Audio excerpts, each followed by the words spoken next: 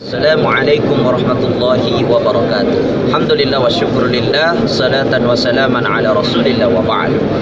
Sekarang kita berada di Masjid Nabawi untuk menunggu waktu berbuka puasa. Di sini sudah tersedia hidangan.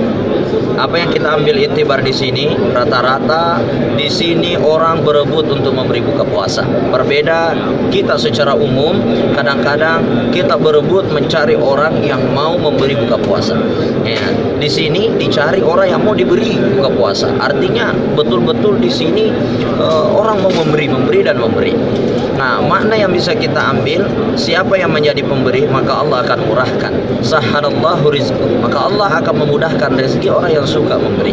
Karena kenapa? Memang Allah telah janjikan, wa ma anfaqtum min syai'in fa huwa yukhlifu, apa yang kau keluarkan Allah gantikan. Allah ini aduwwum mubin, tidak pernah ingkar janji. Maka konsep untuk membuka pintu rezeki adalah banyak memberi dan memberi. Karena memberi itu adalah jalan terbukanya pintu-pintu rezeki. Sebagaimana keran harus dibuka untuk membuka air yang ada di dalam gentong. Seperti itulah konsep bagaimana kita banyak memberi, karena memberi pula termasuk golongan orang-orang yang dirindukan oleh surga, kata Nabi SAW. Mungkin inilah yang saya sampaikan. Assalamualaikum warahmatullahi wabarakatuh.